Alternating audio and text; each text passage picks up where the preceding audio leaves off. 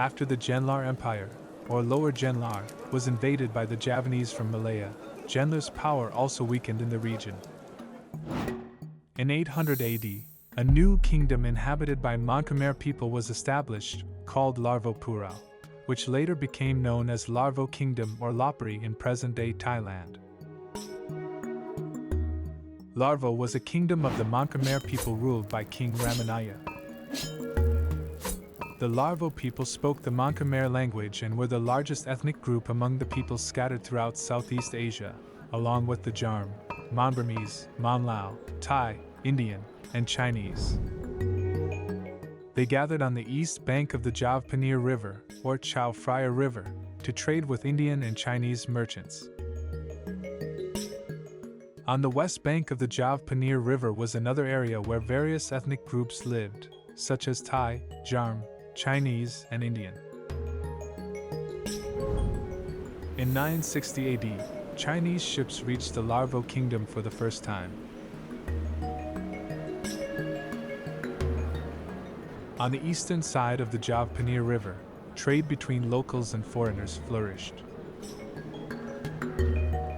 This was a time when the Chinese had developed navigation techniques for long-distance sea voyages for trade. Eventually, Chinese merchants reached the Indochina Peninsula and gathered to exchange goods in the populated areas along the Jav Paneer River.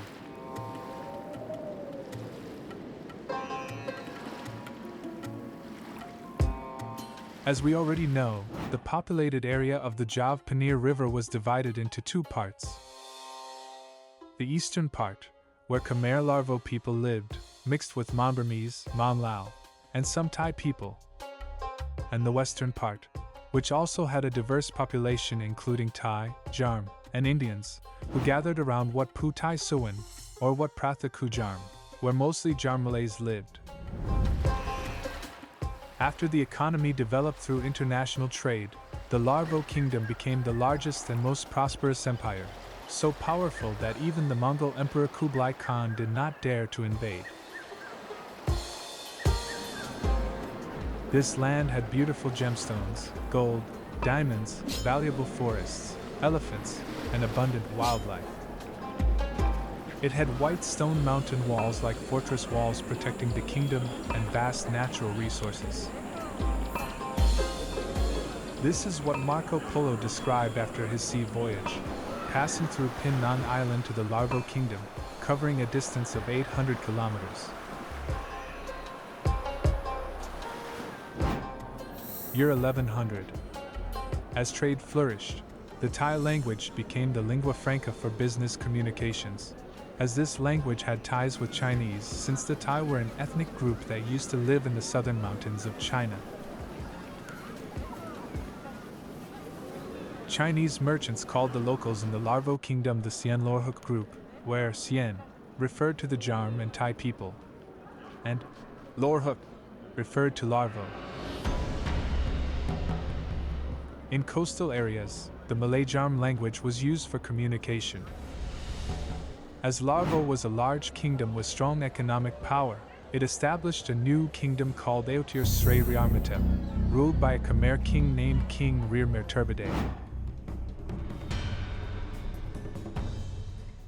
The kingdom of Ayotyear Srey Rearmatep had royal officials serving from various ethnicities, both from Larvo and Sapan. They spoke Khmer and used Khmer script officially in the royal court, while Thai was used as the common language for trade communications, as the Siamese did not yet have their own script in this century.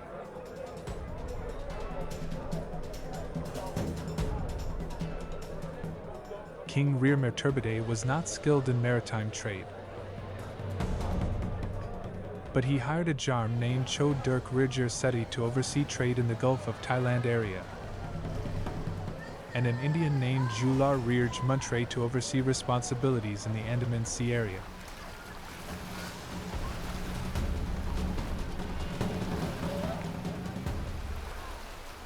After the Jav Paneer River region became such an important trading market, the Sapan side began to have ideas about seizing the trade market.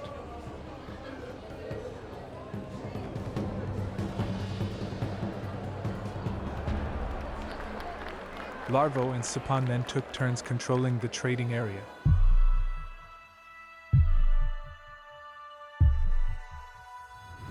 After King Rearmatep, the next ruler of Ayotyear Srey Rearmatep was King Rearmer Swan, who was the son of King Rearmatep, also from the Larvo kingdom.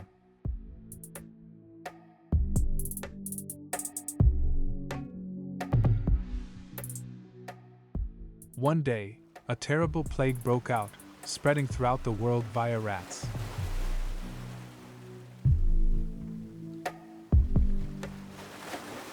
The rats had hidden in ships from China. Wherever the ships docked, the disease spread, and eventually, it reached Ayotyear Srey Rearmatep.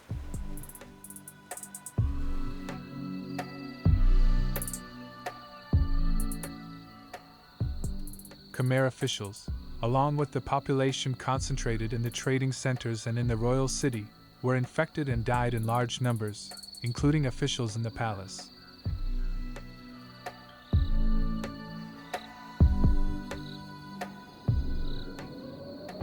It was at this time that the Thai and Khmer Lavo people seized the opportunity to take power, changing everything from human resources to culture.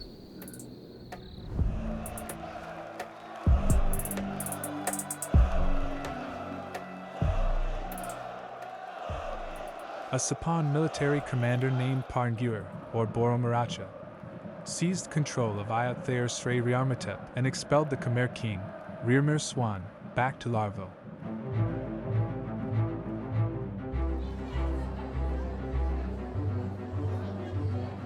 As trade in Ayutthaya became more popular, the market in Larvo became quieter, as people rushed to trade more in Ayutthaya.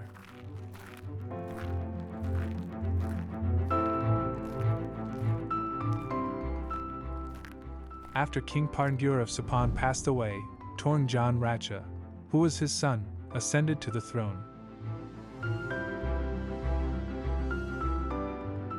King Torngjan had been on the throne for 1 year when King Rearmer Swan from Larvo led an army to recapture Ayotyear Srey Rearmatep and killed King Torngjan.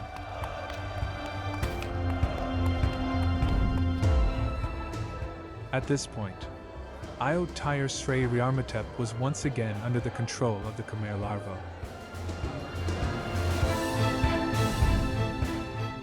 After King Rearmer Swan passed away, the next ruler of Ayotthaya was King Rearm Rearjir, who was also from the Larvo royal lineage.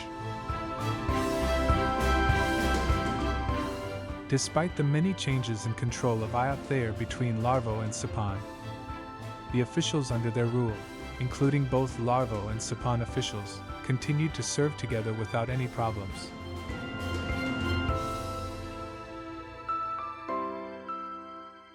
However, during the reign of King Rearm Rearjir, an official named Jav Sinar Bardi, who was from Sapon, had a conflict with the Khmer king, Rearm Rearjir.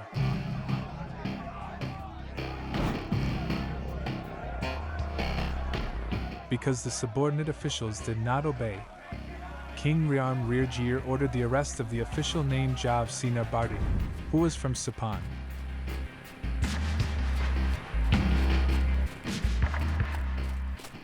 Jav Sinar Bardi, knowing in advance that he was not safe, fled to Padarkujarm, a territory where Jarm and Sapon people had gathered since before the establishment of Ayotyear Srey Rearmatep.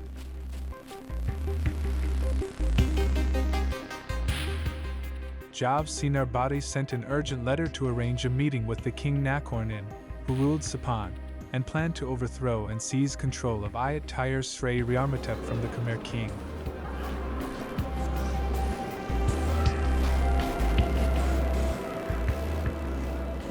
After planning, King Nakornin of Sapon led an army to attack Ayotyear Srey Rearmatep until victory, with support from the Jarm and Chinese.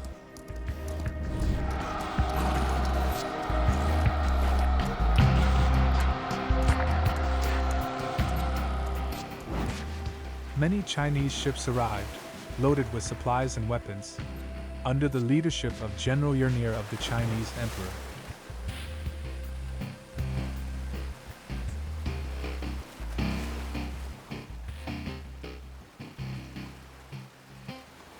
King Rearmatep was captured by the Sipan and sent to be imprisoned in Potter Kujarm from that time on.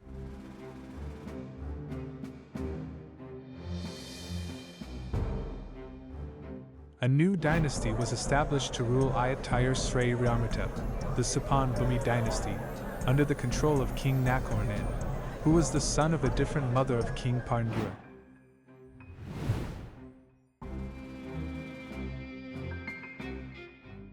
This was the beginning that allowed the Siamese to gradually gain a name and shape on the world map.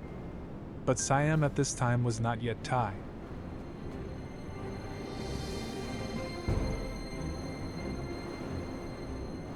They were just a group mixed with various ethnicities living in Sipan, and were called Sian or Siam by Chinese merchants as a way to identify them.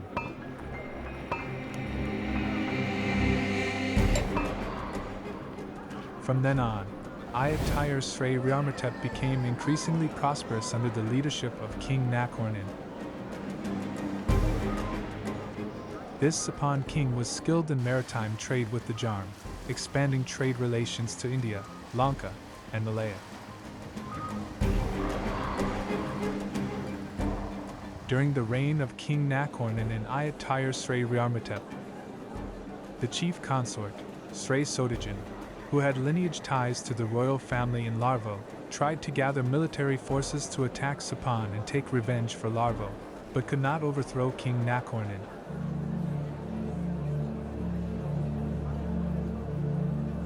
Srey Sodajan was known as a high-ranking position woman and had children to continue the royal lineage.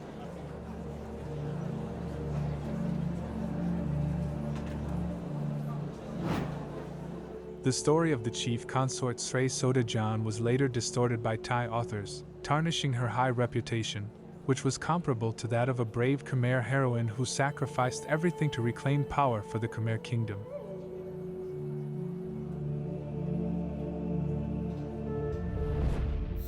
By year 1351, as Ayotyear Srey Rearmatep prospered and became a busy trading market, the Thai language was widely used, both in trade communications and officially in royal affairs.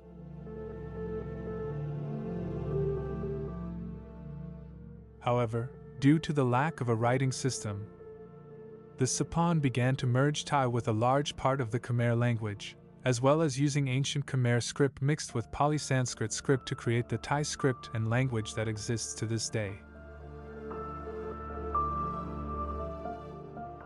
After the development of language and script, and with economic growth, the Siamese kingdom was born. And the name of the kingdom was changed from Ayutthaya Srey Rearmatep to Ayutthaya.